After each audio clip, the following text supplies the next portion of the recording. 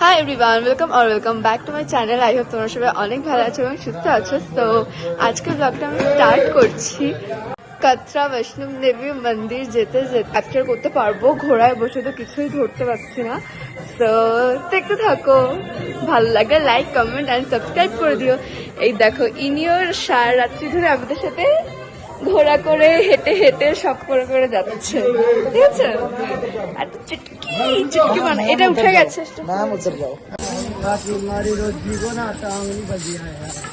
দেখো আমরা ঘোড়া করে উঠেছিলাম, তো এটা হচ্ছে আমার ঘোড়া। ওর ঘাড়ের মধ্যে ঘুমড়ু বেঁধে রেখেছে যেন হাঁটলে ওর ঘাড়ে আওয়াজ হয়। এখানে যারা হেঁটে যায় তাদের পথ আলাদা, আর যারা ঘোড়ায় যাবে তাদের পথ পুরোপুরি আলাদা। দেখো দেখতেই পাচ্ছ এখন কতটা ঠান্ডা। আসতে গেলে না পুরো রাত হাঁটতে হয়। আমরা 8টার সময় হোটেল থেকে বেরিয়েছি, ফার্স্টে হেঁটেছি আর তারপরে ঘোড়া করে 4 ঘন্টা লাগলো। আবার এখানে পুজো দিয়ে আবার বাড়ি মানে হোটেলে ফিরতে হবে।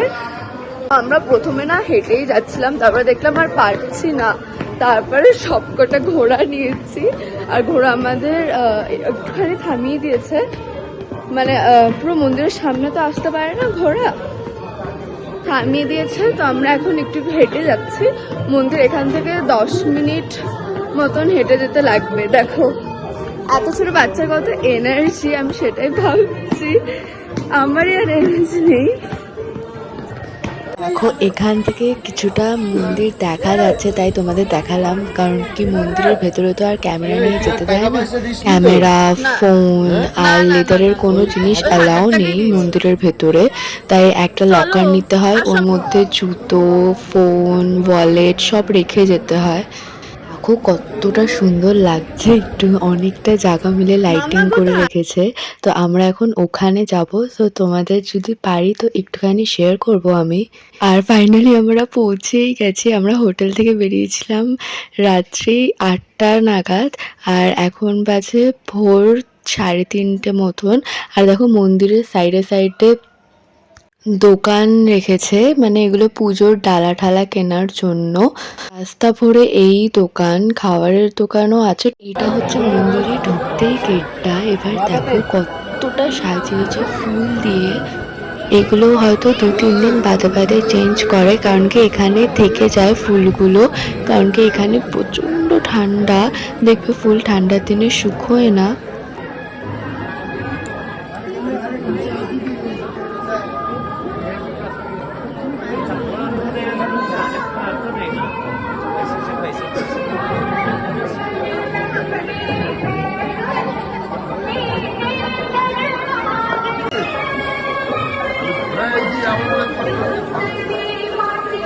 এইগুলো সব আসল ফুল না,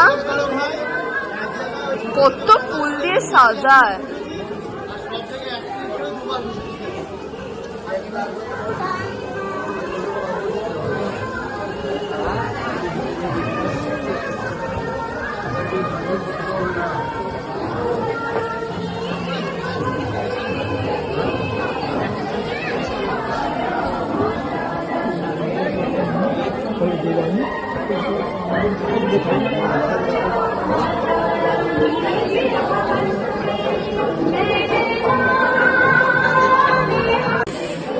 আমরা সবাই ঘোড়া করে এসেছি, এই ব্যক্তি হেঁটে হেঁটে এসেছে এত দূর, খুবই ভালো। আমি তো পারতামই না। মেশো পুরোটাই হেঁটে হেঁটে এসেছে। অনেকটা রাস্তা বলো, তুমি সিঁড়ি দিয়ে হেঁটেছো? এমনি এই তোর কি ঘুম পেয়েছে? ঘুম পেয়েছে? এই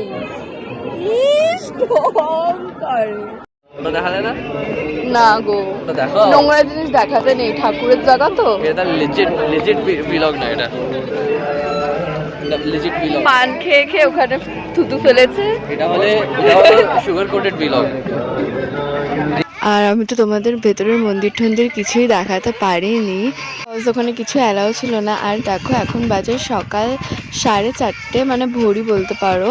তো দেখো এরকম ওয়েদারটা ছিল, কতটা সুন্দর। আবার না বৃষ্টিও পড়ছিল হালকা হালকা। ঘোড়ায় বসেছিলাম তো কি হয়েছে, গায়ে তো পড়ছিল বলো, ঠান্ডা তো লাগছিলই। আমরা ঘোড়ায় গেছি, ঘোড়াতেই এসেছি, কজ হেঁটে যাওয়া পসিবল না আমাদের জন্য।